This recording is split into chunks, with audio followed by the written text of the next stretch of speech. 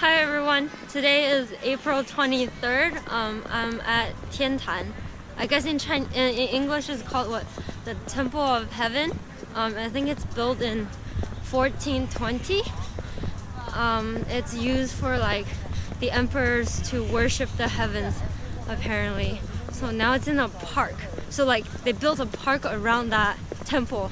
So we're in the park. The weather's really nice.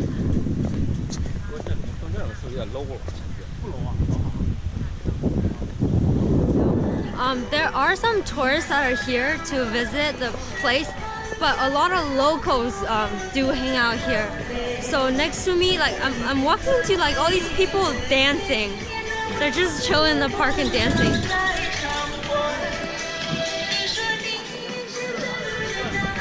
Yeah, the air is really nice in the park compared to the streets, so I guess it's a good place to hang out at.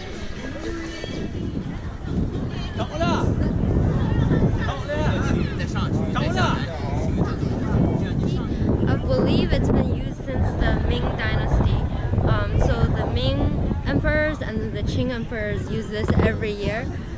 They use it to worship the heavens. They ask for, good weather and peace and good harvest for the country. Wow.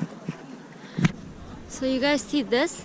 This is for water. So when it rains, the water comes down and then it comes out from here. I believe this piece, like these are still the originals. So it's been here for a couple hundred years now. So right now I am on the back side of the temple. And here is a small palace behind it. So the temple is not only used to worship the heavens, but it is also used every time a new emperor takes the throne. So during that ceremony, both of these buildings are used. Right now I am right at the foot of the temple. Ooh, the wind is like over my face. But you see the temple is right behind me. And right on this side, it's actually the rest of the city of Beijing. So it's quite unique, to be in a city like this. You see like, very ancient temples and buildings, and right on the other side, it's a modern city with a lot of skyscrapers. So the juxtaposition is very interesting. So usually when an emperor takes a throne, the ceremony starts from there, from the southern side, and then they do every step of the ceremony, and they go through the temple and they go all the way to the back to where that palace was, where they keep the incense of the ancestors.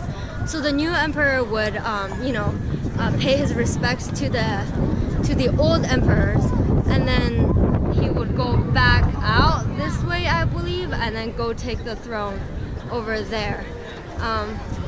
Correct me if I'm wrong, but I think that's like the general procedure that they take. Oh yeah, and one thing I forgot to mention, a lot of the Chinese buildings, it's usually built in this orientation, meaning the front of the building is on the southern side, and then that's the northern side, and I'm on the eastern side, and then that side is the western side. It's usually built in this orientation. Plaque up there, that's the name of this, the name of this building, and then if you see the frame around it, it's all in gold. So in the ancient Chinese culture, only the emperor and the royalty is allowed to use gold or yellow, or the color yellow. So that whole thing is made in paint that has gold in it, and then it has a huge dragon right on top looking over the entire place. So it's not only built for aesthetics, but also a symbolism for power. One thing I forgot to mention, so the architecture in China, the ancient China, is all built symmetrical, and all these buildings are built on absolutely one straight line. So I'm walking through the gate. There's a lot of tourists. I noticed over here in Beijing, there's a lot more foreign tourists compared to Houhai, where I was couple of days ago. Over there, it's mostly Chinese tourists, and then over here you can see a lot of tourists from all over the world. At the 8 burning stoves, there's 8 of them. So let's see. It is an iron stove for burning offerings.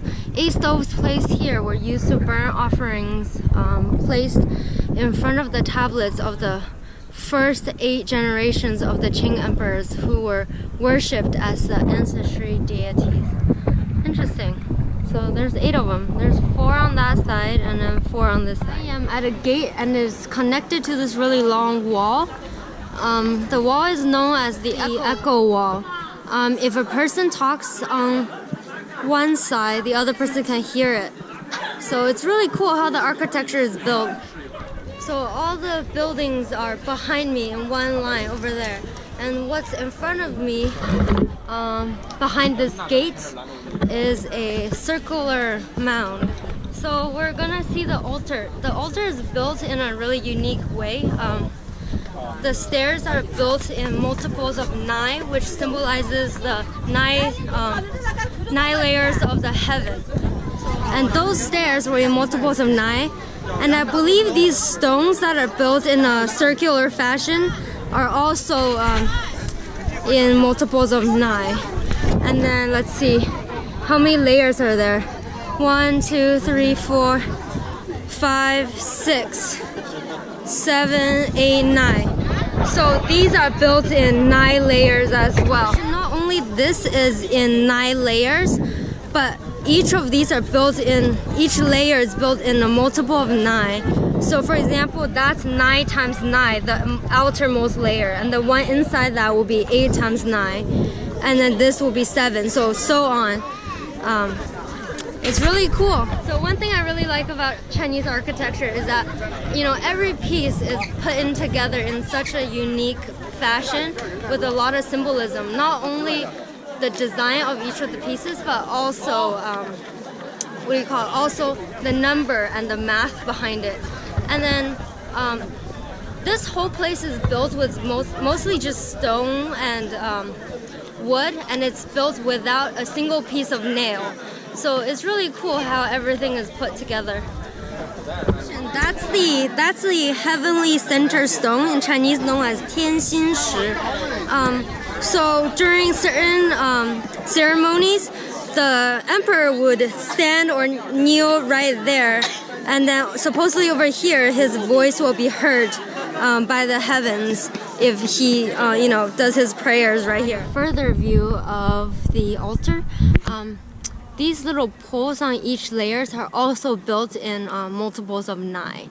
So those stairs are built in multiples of 9, and then the layers inside are in 9 layers of 9, and then the stones are in multiples of 9, and then these poles are also in multiples of 9. So I just came out of the main portion of the temple. One thing I forgot to mention is the ticket. So if you want to get the ticket, it's 34 yuan in admissions fee, which is like less than $5, around $5 maybe, probably less than $5. And that includes the general admission to the main park around the temple, and also 3 of the locations within the temple. So I recommend buying it. It's a pretty good deal.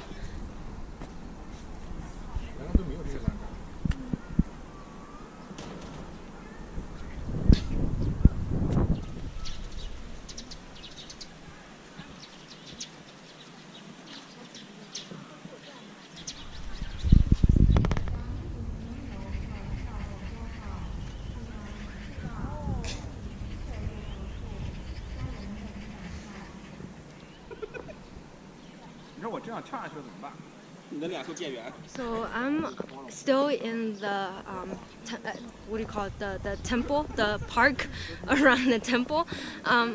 So the temple is on that side, and then there's buildings that's built in like one straight line over there. Most tourists, they start from one end and they just go through every single building and take pictures and stuff like that. But I highly recommend coming to the sides of it, which is also including your admissions. So I'm on the side. as you can see, there's a lot of locals here. People jog here, or you know, they do Tai Chi here. People take their parents and their kids here. It's really nice. And then you see all the flowers around me.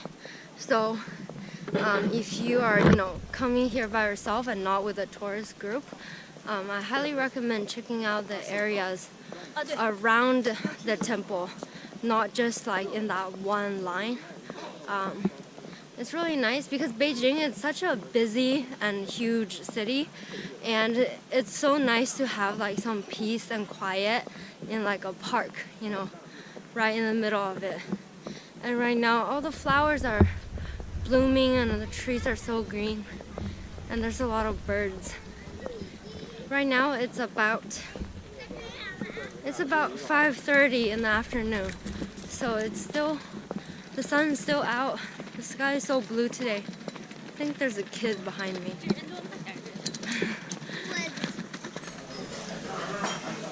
So we're having beans. 这是那个肘子. This is the pork knuckle. We have black fungus, and that's bread. Tofu. 这个是那个对, this is like a lot of blood. Potatoes and stomach lining. Yeah, so this is tofu, and then we put the spicy sauce in it.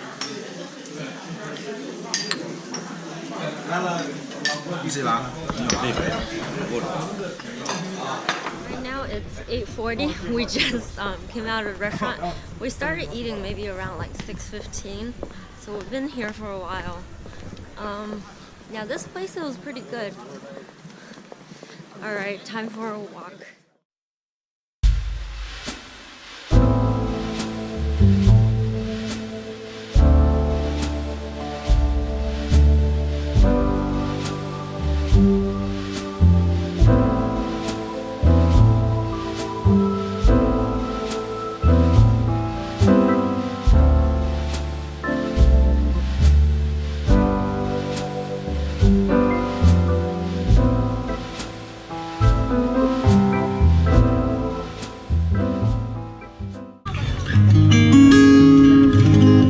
这首歌是献给画家梵高的。